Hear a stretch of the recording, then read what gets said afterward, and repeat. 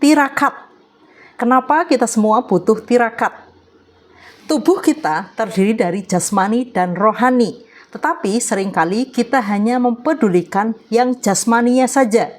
Dirawat, ya, dikasih makanan yang bergizi, olahraga biar ototnya kuat, dan lain sebagainya. Itu bagus, ya, karena kita berarti sedang merawat nih wadah diri kita, ya. Ini adalah pemberian Tuhan yang memang perlu kita rawat. Tetapi satu hal yang sering kita lupa adalah kita juga menjaga rohani kita.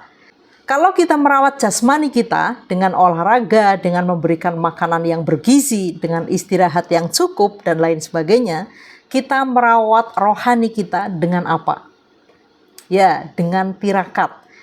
Kenapa tirakat? Karena tirakat adalah olah jiwa yang ia mampu membuat jiwa kita menjadi jernih, menjadi bersinar, tidak dikuasai oleh nafsu dan ego kita. Ketika kita terus-terusan memberikan makan kepada ego dan nafsu kita berupa kesenangan-kesenangan indrawi, kesenangan-kesenangan jasmaniah, itu rohani kita ketika ia tidak dilatih, tidak diberikan tirakat, rohani kita akan mati. Sehingga justru yang menguasai diri kita adalah ego dan nafsu kita.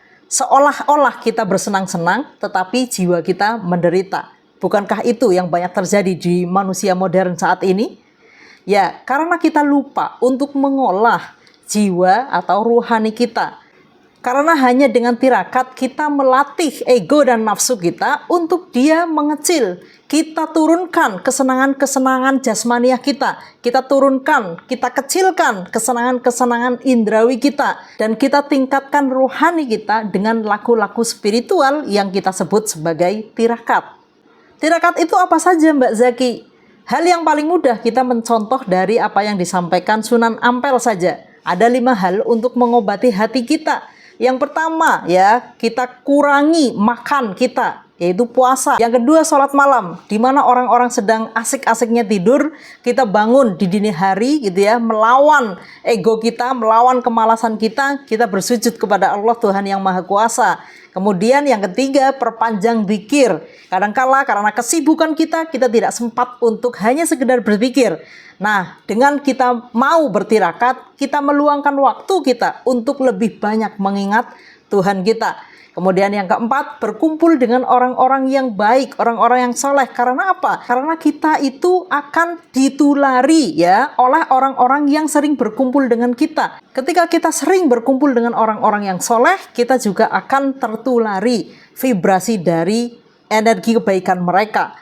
Kemudian yang keempat, baca Quran dan tahu maknanya. Maksudnya ketika kita membaca firman-firman Allah, itu kita akan diingatkan lagi. Kita banyak refleksi diri. Mana yang harus dibenahi, mana yang harus kita perbaiki, dan lain sebagainya. Jadi ketika kita membaca ayat suci, itu bukan mengutuk orang lain, tetapi justru untuk merefleksikan diri kita sendiri. Tirakat ini fungsinya banyak sekali, apalagi kita sebagai perempuan, ya, sebagai istri atau ibu, kita adalah tonggak spiritualnya keluarga. Ketika kitanya kemerungsung, anak-anak kita akan jauh lebih kemerungsung, suami kita juga jauh lebih kemerungsung.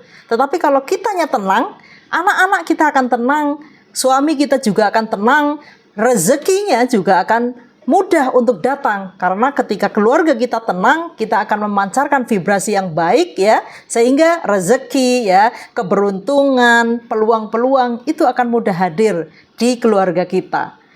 Insya Allah dengan tirakat kehidupan kita akan jauh lebih membaik.